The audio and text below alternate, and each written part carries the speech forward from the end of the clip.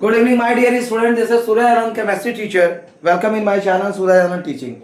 Today we are discussing the Unit 1 solid state classification of crystalline solid. We already discussed the crystalline solid can be classified into following four types depending upon the nature of intermolecular forces operating in them. There are few things there. The few things are molecular solids, ionic solid, and metallic solid. We already discussed these topics. Right now. Today we are going to discuss the covalent or network solid. Let us see what are the covalent and network solid. Let us try to understand what are the covalent or network solid. Classification of crystalline solid आज topic हम लोग पढ़ने जा रहे हैं.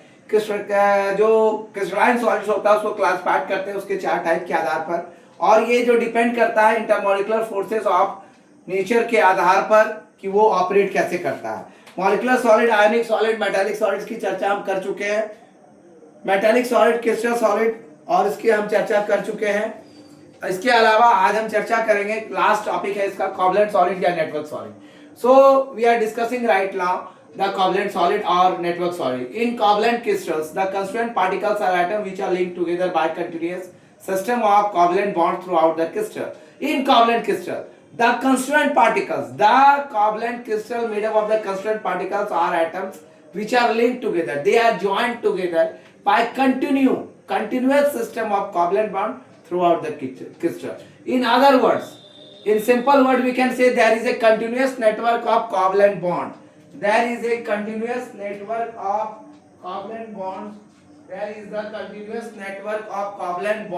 a continuous network of covalent bonds forming a giant three-dimensional structure.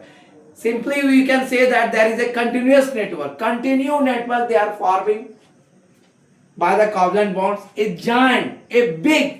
big three-dimensional structure. They are called giant molecules. So simply, covalent bonds are very strong and directional in nature. Covalent bonds are very strong and directional in nature and held together at their position. The most important characteristics of covalent crystals. Simply, you can say the covalent crystals are hard. They have extremely high melting points and may even decompose before melting. They are poor conductor of electricity and are insulators. They have high enthalpies of fusion. So, my dear student, let us understand in a simple way. Covalent crystal जो होता है उसके constituent particle किससे बने होते हैं? परमाणुओं के बने होते हैं. कोवलेंट क्रिस्टल के जो भी पार्टिकल्स हैं जिसे कोवलेंट क्रिस्टल्स बना हुआ है उसे हम परमाणु कहते हैं. वो परमाणु होता है और वो एक दूसरे से जुड़ा हुआ रहता है कंटिन्यू सिस्टम में. एक कंटिन्यू सिस्टम में जुड़ा रहता है कोवलेंट बॉन्ड्स के. वो पूरे क्रिस्टल से जुड़ा हुआ था थ्रू आउट द क्रिस्टल. अगर साधारण भाषा में हम कहें तो there is a continuous network. एक कंटिन्यू चेन ऑफ नेटवर्क होता है कोवलेंट बॉन्ड का, जो एक बहुत ही बड़ा थ्री डायमेंशनल स्ट्रक्चर का निर्माण करता है. इसे हम जायंट मॉलिक्यूल्स कहते हैं. इसे हम क्या कहते हैं? जायंट मॉलिक्यूल्स कहते हैं. और ये कोवलेंट बॉन्ड बहुत ही मजबूती से एक डायरेक्शनल प्रकृति के होते हैं. अतः हम कह सकते हैं कि एटम सॉलिड का जो हेड होता है, परमाणु जो होता है किसी भी सॉलिड, ये इनके सॉलिड्स का वो हेड होता है बहुत ही स्ट्रांगली अपने पोजीशंस पे.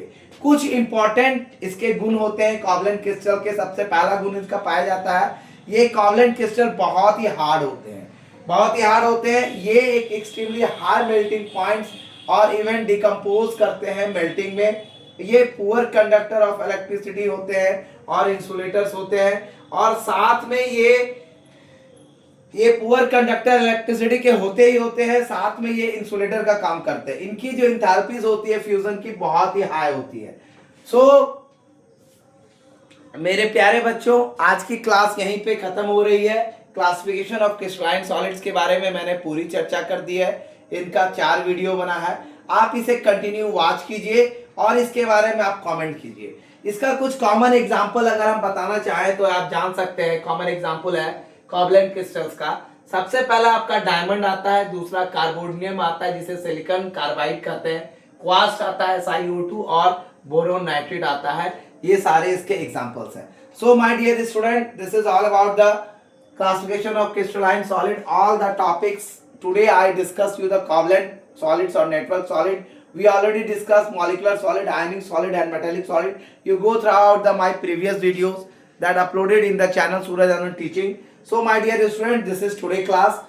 Thank you for watching my video. Give more subscribe, give more share, give more like, and give more views also. Thank you for watching. Thank you for learning the chemistry. This is Surya Anand, chemistry teacher. Thanks all.